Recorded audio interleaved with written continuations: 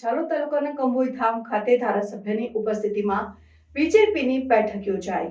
ઝાલોદ તાલુકાના કંભોઈ ખાતે દાહોદ જિલ્લા ભાજપના અધ્યક્ષ નિહલભાઈ દરિયા અધ્યક્ષ સ્થાને તથા ધારાસભ્ય મહેશભાઈ ભુરિયાની વિશેષ ઉપસ્થિતિમાં ભારતીય જનતા પાર્ટીના સ્થાપના દિવસની ઉજવણીના ભાગરૂપે કાર્યકર્તાઓની મહત્વપૂર્ણ બેઠક યોજાઈ, જેમાં આ બેઠકમાં રામનવમી, ડોક્ટર બાબા સાહેબ આંબેડકર જયંતિ અને ગાંવ ચલો અભિયાન જેવી આગામી કાર્યક્રમોના સુચારુ આયોજન અંગે જરૂરી ચર્ચા વિચારણા કરવામાં આવી। મોટી સંખ્યામાં કાર્યકરો અને આગેવાનો હાજર રહ્યા।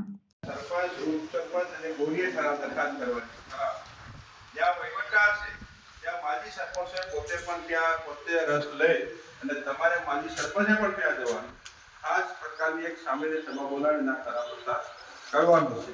આ આપણા દેશના પ્રધાનમંત્રી નરેન્દ્ર મોદી છે, યશસ્વી ગૃહમંત્રી અને આપણા સહકારિતા મંત્રી અમિતભાઈ શાહ સાહેબ, જે આપણને એક રાષ્ટ્ર એક સૂત્રનો ઉદ્દેશ આ મુજબ આપણને ઠરાવો મંગાવ્યા છે। તો આપણે આજની ભારતીય જનતા પાર્ટીની મંડળની બેઠકમાં સર્વાનુમતે બધા ઠરાવોને પસાર કરીએ છીએ। ભારત માતા કી જય। વિશ્વાસ કરો, ફોટો લઈ લો અવસરભાઈ। દરખાસ્ત નંબર અને ઠરાવ નંબરથી આ પ્રસ્તાવને સંપૂર્ણ સમર્થન આપીએ છીએ અને તેના અમલીકરણની દિશામાં નક્કર પગલાં લેવા મહામહિમ રાષ્ટ્રપતિ મહોદયા શ્રીમતી દ્રૌપદી મુર્મુજીની સર્વાનુમતે ઠરાવ પસાર કરવામાં આવે છે। આવો એક ઠરાવ હું ફોર્મેટ તમને તૈયાર કરી આપું છું।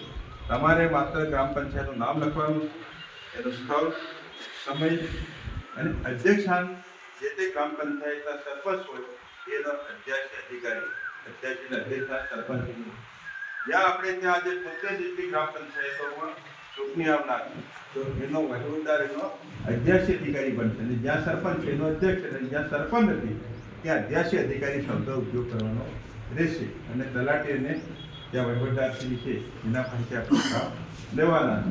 એના માટે ઇન્ચાર્જ કોણ છે? ગ્રામ પંચાયત અપાઈ જાઓ।